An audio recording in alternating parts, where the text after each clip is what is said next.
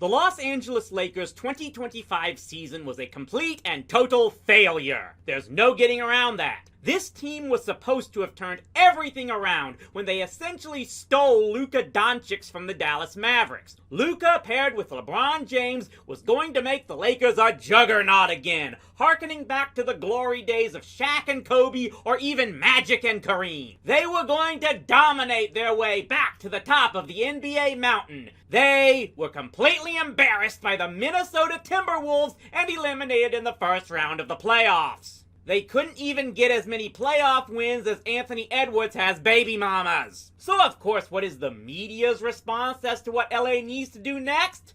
More superstars, of course! Within minutes of the Lakers season ending, the rumors of them taking the Greek freak Giannis from Milwaukee or Jokic from Denver were out in full force. This means the basic lesson has still not been learned.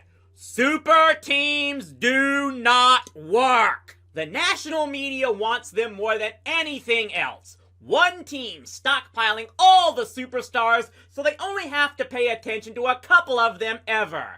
And of course, they all have to be in Los Angeles or New York, maybe a trendy city like Miami, because big markets dominating is A-okay as long as it's not baseball, right? This mindset was supposed to be squashed all the way back in 2011, when LeBron's self-built team of super friends in Miami were thoroughly humbled by the Mavericks for the championship. But what if I told you there was precedent where a team thought they could just stock all the biggest names in the game only to see it fail time and time again? I'm Rowdy C, I'm an ugly American, and this is the story of the first big super team that was a complete failure.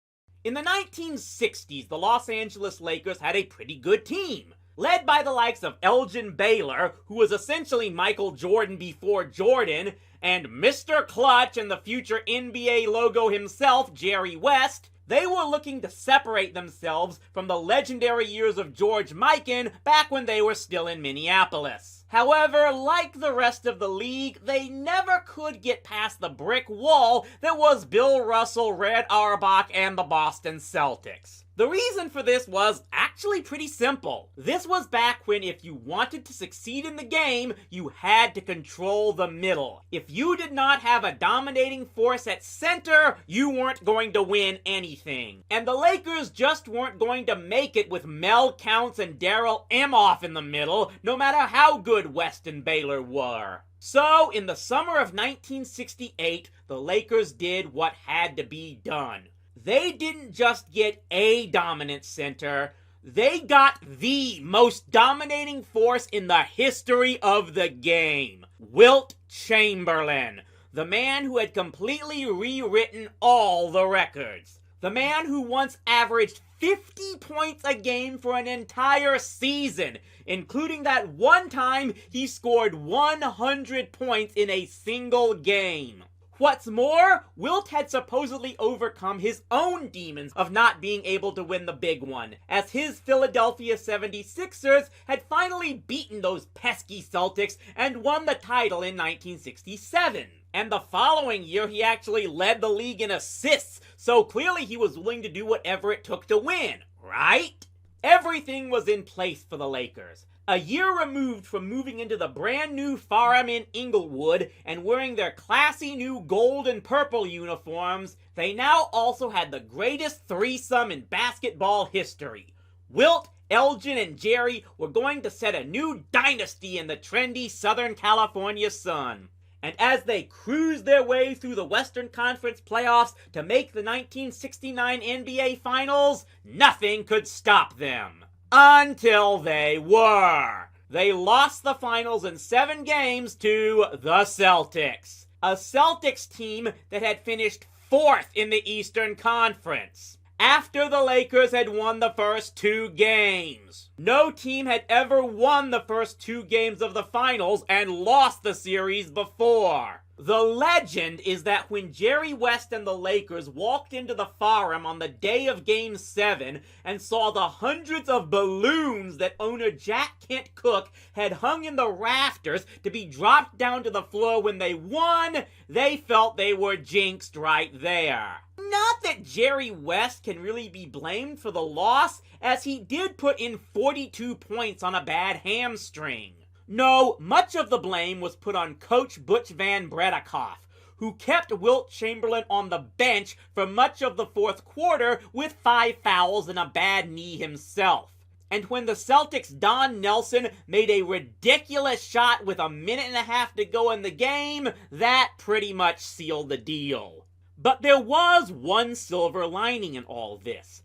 That Game 7 would be Bill Russell's last wearing the green Boston jersey. Having been named head coach after the previous season, he announced his retirement from playing after 1969, ending his career an 11-time champion. This meant the title picture in the NBA was suddenly wide open, and the Lakers were ready to take control. As they returned to the finals in 1970, they indeed found themselves a new foe: Willis Reed, Walt Frazier, and the New York Knicks. With the series tied at 1 game apiece, luck and fortune seemed to be on the Lakers' side in Game 3 at the Forum, as with LA down by 2 points, Jerry West hit an incredible 60-foot shot as time expired.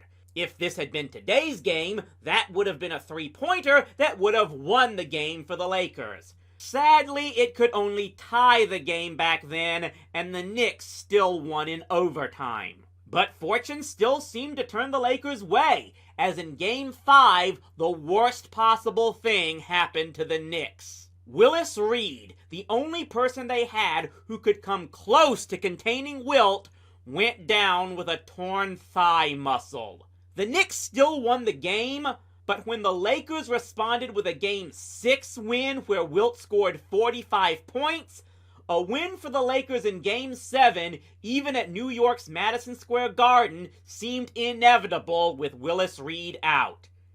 And then... I think we see Willis coming out. Here comes Willis, and the crowd is going wild.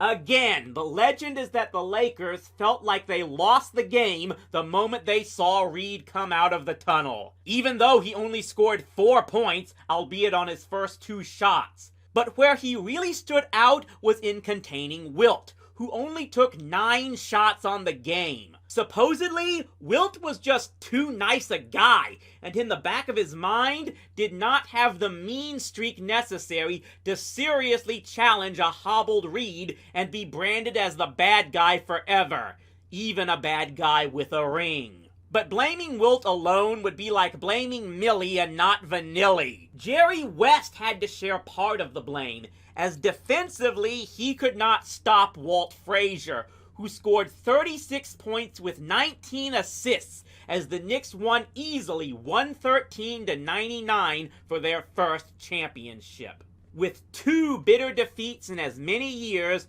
you might think the Lakers would be determined to not lose another Finals Game 7 for a 3rd straight year.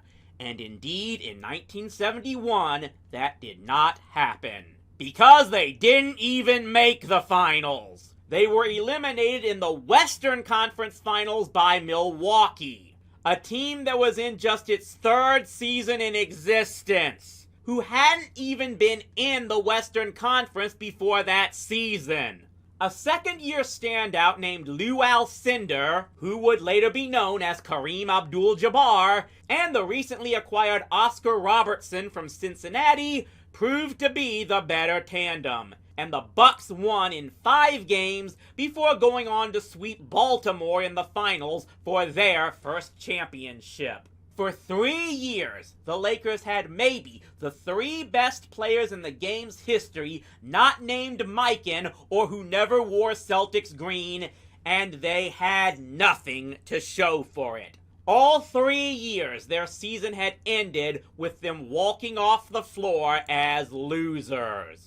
It literally took the team breaking up to get them over the hump. It started with head coach Bill Sharman instituting a system of tougher conditioning and a more up-tempo offense that made Wilt Chamberlain focus more on defense and getting the ball to the likes of Jerry West and a new standout, former UCLA star Gail Goodrich. Elgin Baylor found himself unable to keep up with the new regime, and he retired just 9 games into the 71-72 season. But it was just what the Lakers needed. They won 33 straight games at one point en route to winning 69 games on the season, a record that stood until 1996. In the playoffs, they overcame 2 of their old foes, beating Milwaukee in 6 games in the West Finals, and finally taking out the Knicks in 5 games of the NBA Finals. At long last, Los Angeles had its NBA title, the franchise's first crown since leaving Minneapolis. And they did it not with dominating superstars, but with aging veterans who might not have been the stars they once were, but were united with the new guard in finally winning the one thing they hadn't. Thus, that 4-year period from 1969 to 1972 should have taught everyone the lesson right there. That superstars, even in collection, do not guarantee championships. And if your plan is to just stockpile as many names as possible, you are just setting yourself up to fail. And hey, with this year's NBA Finals featuring 2 more balanced teams in Oklahoma City and Indiana, maybe the rest of the NBA today will finally take notice and realize what it really takes to make a champion. Probably not.